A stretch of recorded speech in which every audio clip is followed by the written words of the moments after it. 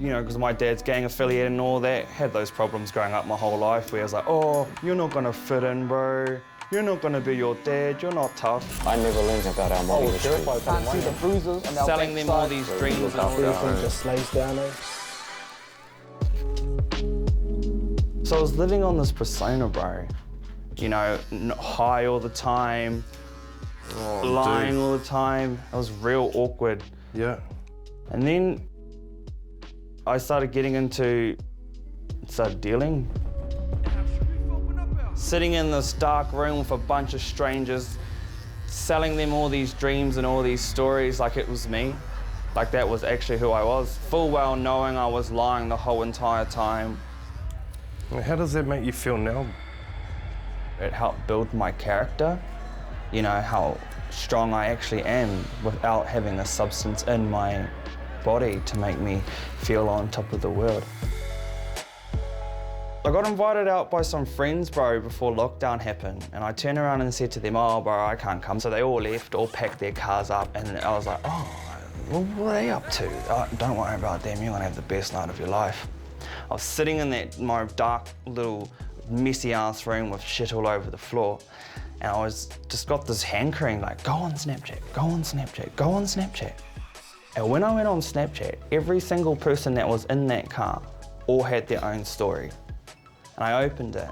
We're all the same age, and they're all out there partying, having a good time. And I'm sitting here, 20, in a dark room, by myself, in a mess, smoking meth. Did you seek help from family, or you have to go professional? I got clean by myself. No one likes to be told you have to get off the gear. No one likes to be told what you need to do, especially when you have a habit. They just need an ear. I just wanted someone to listen. Yeah. And someone just to be like, I understand, bro.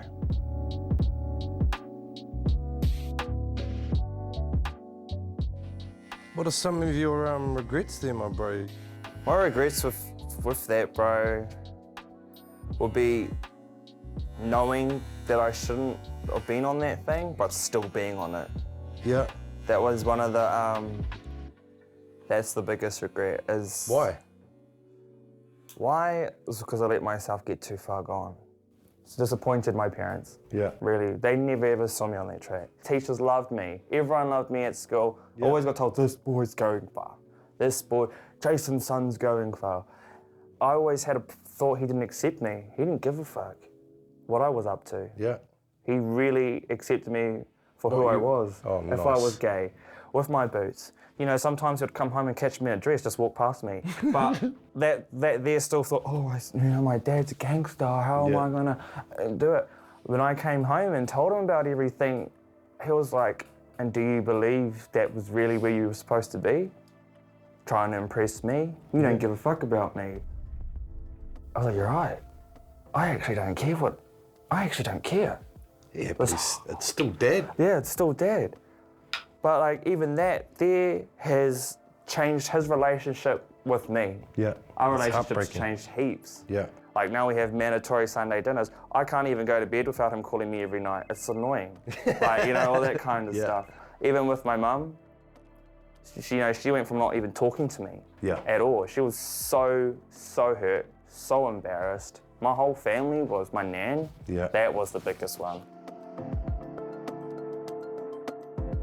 I've always lived with my nan. I've always been my nanny's boy. Yeah. That's probably the biggest regret was with my grandparents, losing that time. What would you say to Nan now? Sorry. We still haven't had a proper talk after it. And she invested a lot of time in me as well as the other muckles, and I just shat that all down the drain. And what are some of the things that you and Nan used to do together there, bro? I just remember cooking with my nan. I haven't done that for a little bit.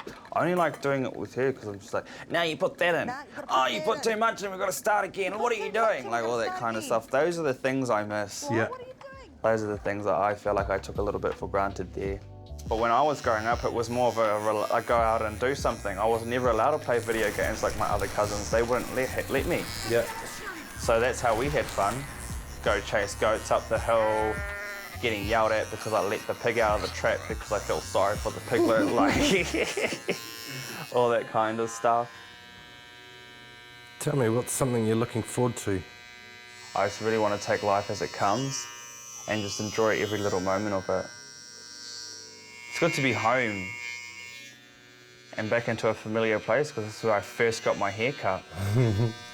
This feels like home sitting in your barbershop, bro, you know, because I haven't been here for so long and to get my hair cut here like every fortnight when I'm growing up. Yeah, it's really good to be back here. So I love being back in my back to my normal haircut. It's awesome.